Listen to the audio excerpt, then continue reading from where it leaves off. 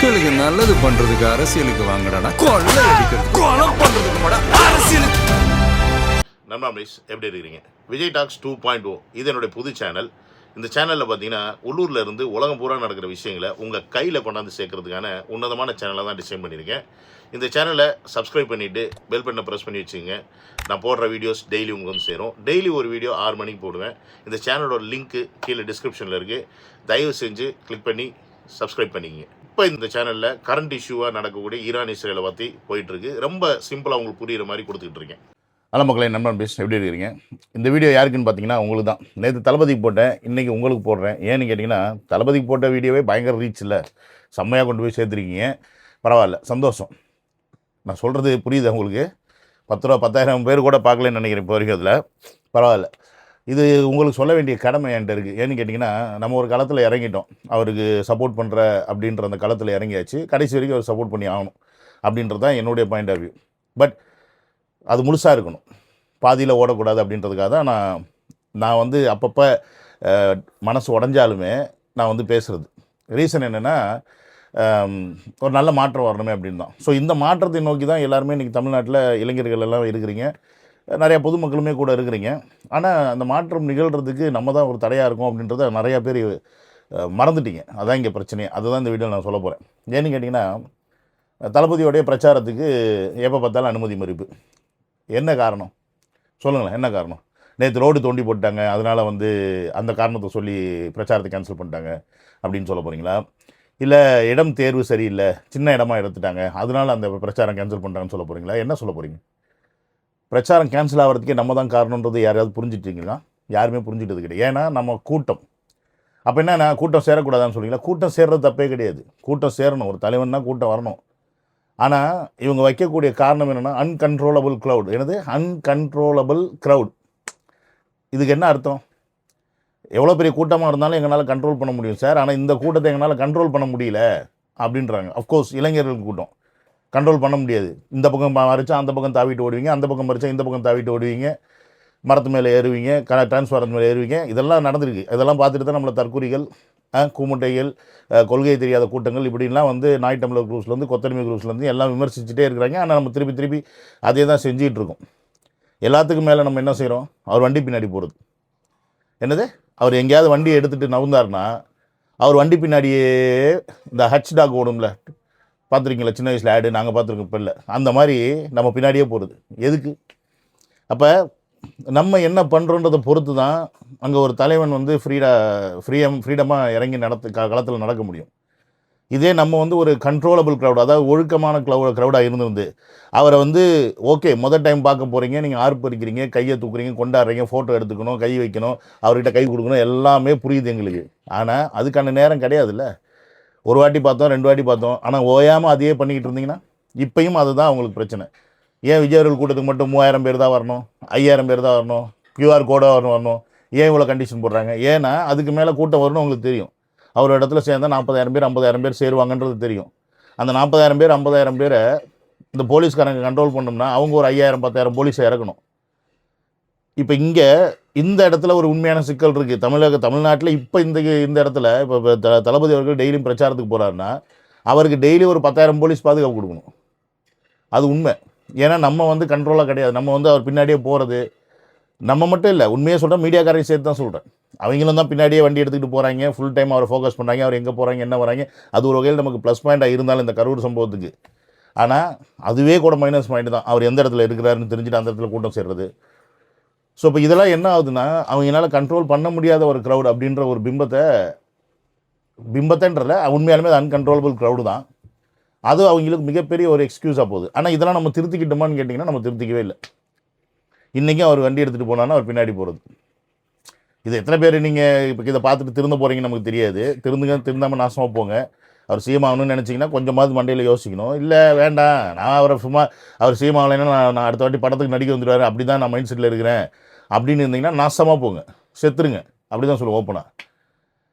நமக்கு ஒரு பேசிக் புரிதல் இருக்கணும். அவருக்கு ஏன் முட்டுக்கட்டை போடுறாங்க அப்படின்ற அந்த பேசிக் புரிதல் இருந்துச்சுன்னா அதுக்கு நம்ம என்ன பண்ணுவோம்? அந்த முட்டுக்கட்டை போடாத அளவுக்கு நம்ம வழி வைப்போம். அவர் ஒரு வாட்டியாவது வெளியில் போகும்போது அவர் பின்னாடி ஃபாலோ பண்ணாமல் அவரை வந்து ஃப்ரீயாக வண்டியை போக விட்டு வர விட்டுருந்தா இப்போ இந்த பிரச்சனை இருக்காது. ஏன்னா இது தமிழக வெற்றி கழகம் ஆர்கியூமெண்ட் பண்ண முடியும். ஏன் எங்கள் கூட்டத்துக்கு ஏன் நீங்கள் அனுமதி கொடுக்க மாட்டேங்கிறீங்க? நாங்கள் எங்கள் கூட்டத்துக்கு பாதுகாப்பு கொடுக்குறோம். எங்கள் கூட்டத்தில் இருக்க க்ரௌடெல்லாம் வந்து பசங்கள்லாம் ஒழுக்கமாக இருக்கிறாங்க. நீங்கள் சொல்கிற அத்தனை கட்டுப்பாடுகளையும் ஃபாலோ பண்ணுறாங்க. பட் இருந்தும் நீங்கள் ஏன் தரமாட்டேங்கிறீங்கன்னு நம்ம வந்து கொஸ்டின் பண்ண முடியும். ஆனால் இங்கே கொஸ்டின் பண்ண முடியாத ஒரு சூழ்நிலையை நம்ம பசங்களே போய் தள்ளிடுறீங்க. இவங்க போய் என்ன தான் கொஸ்டின் பண்ணாலும் இப்போ இவங்க வந்து சொல்லுவாங்க எங்கள் கூட்டத்துக்கு ஒரு 3000 பேர் தான் வருவாங்க அப்படின்னு. இப்போ இந்த 3000 பேருன்றதுக்கு மேலே தான் நம்ம அங்கே போவோம். அதுதான் அங்கே மேட்ரு. ஆனால் இப்போ தான் இந்த கியூஆர் கொடுத்து போடுறதுனால ஓரளவுக்கு கொஞ்சம் அதுக்குள்ளே போகுது. ஆனால் இதுக்கு முன்னாடி இந்த திருச்சியாக இருக்கட்டும், மற்ற கரூராக இருக்கட்டும், மற்ற இடத்துலாம் பார்த்துட்டு தான் இருந்தோம். அப்போ இதெல்லாமே வந்து தளபதிக்கு ஒரு சைடு ப்ளஸ்ஸாக இருந்தாலும் இதெல்லாம் பார்த்து தான் அரசியல் கட்சிகள் அவருடைய அந்தஸ்தை புரிஞ்சுக்கிட்டு அவருடைய பவரை புரிஞ்சுக்கிட்டு அவருக்கு மக்கள் சப்போர்ட் இருக்கிறத தெரிஞ்சுக்கிட்டு இன்றைக்கி அவருக்கு அழுத்தம் கொடுக்குறாங்க. ஆனால் அந்த அழுத்தத்தை எதன் பேரில் கொடுக்குறாங்கன்னா நம்ம மேலே கொடுக்குறாங்க. நம்ம பண்ணுற தப்புகள் மேலே சுட்டி காமிச்சு கொடுக்குறாங்க. ஸோ இதை முதல்ல நம்ம திருத்திக்கவே இல்லைன்னு வச்சுக்கோங்க. அதான் பிரச்சனை. ஏன்னா இப்போ சென்னையில் இவங்களுக்கு க்ரௌடு கொடுத்தாங்க அப்படின்னா அஃப்கோர்ஸ் சென்னையில் மிகப்பெரிய க்ரௌடு வரும், வராமலாம் இருக்காது. அதுவும் இல்லாமல் நம்ம ஆதவர்ஜனா வேறு சும்மா இருக்க மாட்டாமல் முந்தானத்து அவர் ரோட்டில் இறங்கும்போது தெரியுண்டி அப்போ அப்படின்ற மாதிரி பேசி விட்டு ஈகோ கிளப்பி விட்டார். அவங்க சும்மா இருப்பாங்கன்னா இருக்க மாட்டாங்க. அவங்க ஆட்டோமேட்டிக்காக என்ன செய்யணுமோ அதை செஞ்சாங்க. நேற்று அறிக்கை வர்றதுக்கு முன்னாடி வரைக்கும் அங்கே பல்ல இருந்துச்சு. அறிக்கை வந்ததுக்கப்புறம் இன்றைக்கி ரோடு சரியாயிருச்சு, பிரச்சாரமும் கேன்சல் ஆயிடுச்சு. இப்போ என்ன பண்ண போகிறீங்க? எல்லாம் நமக்கு இன்னும் ஒரு 20 நாள் தான் இருக்குது. நம்ம வந்து ஒரு விஷயத்தை புரிஞ்சுக்கணும் நண்பன் மிஸ், நீங்கள் நல்லா அதை தெரிஞ்சுக்கங்க. நமக்கு ஒரு லட்சியம் இருக்குது, அந்த லட்சியத்தை நோக்கி ஒருத்தர் போகிறார் அப்படின்னா அதற்கு நம்ம உதவியாக இருக்கணுமே ஒழிய உபத்திரமாக இருக்கக்கூடாது. நீங்கள்லாம் போய் ஓட்டு போட போகிறீங்க, 23ஆம் தேதி ஓட்டு போடுவீங்க அப்படின்றதெல்லாம் ஓகே. ஆனால் அந்த ஓட்டு போட்டு அவர் ஜெயிக்கணும் அப்படின்னா ஒவ்வொரு தொகுதிக்கு அவர் எவ்வளோ ஓட்டு வாங்கணும் தெரியுமா? 1.5 லட்சம் ஓட்டு வாங்கினியா? 1.5 லட்சம் ஓட்டு. ஒவ்வொரு தொகுதியில் அவர் 1.5 லட்சம் ஓட்டு வாங்கினா தான் அவர் 118 120 தொகுதி ஜெயிச்சா தான் அவர் சிஎம் ஆக முடியும். அது 120 தொகுதிக்கு மேலே ஜெயிச்சா, 117 தொகுதிக்கு மேலே ஜெயிச்சா தான், அதுவும் தனியாக ஜெயிச்சா தான் சிஎம் ஆக முடியும். நீங்கள் என்ன சிஎம் நம்ம ஓட்டு போட்டோம்னா 50,000 ஓட்டு வாங்கினா ஜெயிச்சுருவான்னு நினச்சிட்டிங்களா? வாய்ப்பு இல்லை ராஜா, வாய்ப்பு இல்லை. ஒவ்வொரு தொகுதிக்கும் 1.5 லட்சம் ஓட்டு வாங்கணும். இன்றைக்கி நாய் டம்ளர் சீமான் பெருமை பற்றிக்கிறான்ல, 8% ஓட்டு 8% ஓட்டு 8% வச்சு நாக்கு வலிப்பீங்களா? 30% எடுத்தால் கூட நாக்கு வலிப்பீங்களா நான் கேட்குறேன். இல்லை 25% தாண்டி எடுத்துட்டாரு என்ன பண்ணுவீங்க? சிஎம் ஆயிடுவாரா? வாய்ப்பு இல்லை. ஸோ அப்போ நம்ம என்ன புரிஞ்சுக்கணும், அவருக்கு சிஎம் ஆகணும்னா ஒரு தொகுதிக்கு மினிமம் 1.5 லட்சம் ஓட்டு எடுக்கணும். அப்படின்னா மொத்தம் 234 தொகுதி இருக்குது, புரியுதுங்களா? 234 தொகுதியிலையும் அவர் ஒரு ஆளை நிறுத்தி எடுக்கிறாருன்னா அவருக்கு 2 கோடி ஓட்டு 2.5 கோடி ஓட்டு 3 கோடி ஓட்டு விழணும். அந்த 3 கோடி ஓட்டு விழுந்தால் தான் அவரால் சிஎம் ஆக முடியும் விஜயனால்.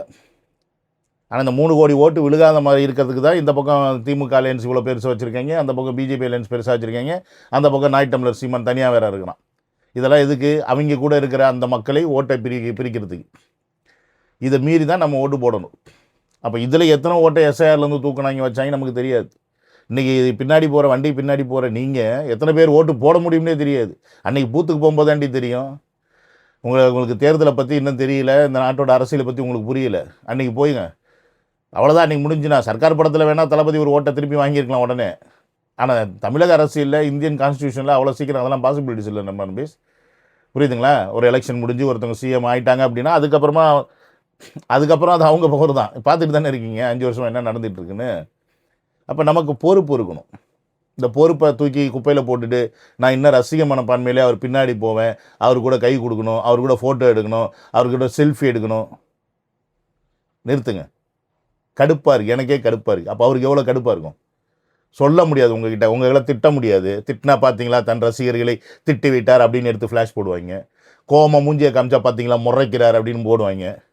நமக்கு புரியணுண்டா, பேசிக் சென்ஸ் இருந்தா. நாய் டம்ளர் குரூப்ஸ் கிடையாது நம்ம. அவங்களுக்கு தான் 6 அறிவு இருக்குது, அவங்களுக்கு தான் 5 அறிவு ஜென்மங்க. அவங்களுக்கு மூளை இருக்காது. அதனால தான் அந்த மாதிரி திரியிறாங்க. நடக்காத ஒரு விஷயத்துக்காக ஒருத்தன் பின்னாடி சுற்றிட்டு திரியிற முட்டா பயிலுக்கு அவங்க. நீங்கள் முட்டா பயிலுங்களா? நீங்கள் முட்டா பயிலுகளான்னு நான் கேட்குறேன். உங்களுக்கு அறிவு இருக்குல்ல, ரியாலிட்டி என்னன்னு தெரியும்ல. என்ன இந்த எலெக்ஷன் விட்டால் 2031 பார்த்துக்கலான்ட்டு இருக்கீங்களா? நாக்கு தான் வலிக்கணும் நம்ம. நான் கோவமாக தான் பேசுகிறேன், என்ன செம்ம காண்டில் தான் பேசுகிறேன். ஏன்னா நேற்று பிரச்சாரம் கேன்சல் ஆகிடுச்சு. அதுக்கு அவங்க கொடுக்கக்கூடிய காரணங்கள் கூட்டம் வருது, கண்ட்ரோல் பண்ண முடியாது, அன்கண்ட்ரோலபிள் க்ரௌடு என்னங்கய்யா. ஸோ அப்போ நம்ம இங்கே முதல்ல திருந்தணும். நம்ம திருந்தலை அப்படின்னா ஒன்றுமே நடக்காது. இதெல்லாம் அவர் சொல்லணும்னு நினைப்பார் உங்ககிட்ட. சத்தியமாக அவர் மனசுக்குள்ள அவ்வளோ இருக்கும். விஜய் மனசுக்குள்ள அவ்வளோ இருக்கும். ஏன்டா இப்படி பண்ணுறீங்க, நீங்கள் வந்து பின்னாடி வரனால தான்டா எனக்கு இப்படி பண்ணுறாங்க அப்படின்னு. நான் தான் ஒரு இடத்துல வந்து நிற்கிறேன், அங்கே வந்து சேருங்களேன், அங்கே வந்து கூட்டத்தில் வந்து பாருங்களேன், இல்லை நான் உங்கள் ஊருக்கு வரும்போது பாருங்களேன், ஏன் பின்னாடியே சுற்றுறீங்க அப்படின்னு சொல்லிட்டு அவருக்கு உள்ளுக்குள்ள. ஆனால் சொல்ல முடியாது. ஆனால் நான் சொல்லுவேன். புரியுதா? நான் சொல்லுவேன். நான் அவருக்கும் சொல்லுவேன். அவருக்கு ஏதாவது இப்போ இந்த நேரத்து கோவத்தை அவர்கிட்ட காமிச்சா இது மாதிரி நீங்கள் உங்கள்கிட்ட காட்டுறேன். நீங்கள் எடுத்தாலும் சரி எடுத்துக்கலைனாலும் சரி அது எனக்கு பிரச்சனை கிடையாது. நான் ஆதங்கத்தில் தான் பேசுகிறேன். ஆதங்கம் கோவம் எல்லாம் தான் இருக்குது. இந்த வீடியோ எத்தனை பேர் பார்ப்பீங்க பார்க்க மாட்டீங்களான்னு தெரியாது. ஆனால் ஒன்று மட்டும் தெரிஞ்சுக்கிங்க, கடைசி வாய்ப்பு. இந்த வாய்ப்பை நம்ம தான் கெடுத்துக்கிறோம். புரியுதுங்களா? நம்ம கெடுத்துக்க கூடாது அப்படின்னா முதல்ல நம்ம திருந்தணும். திருந்துற வழியை பாருங்கள். அடுத்த வீடியோவில் வந்து மீட் பண்ணுறேன். நம்புவோம் 2026 ஜெயிப்போன்னு. Bye, take care, love you all.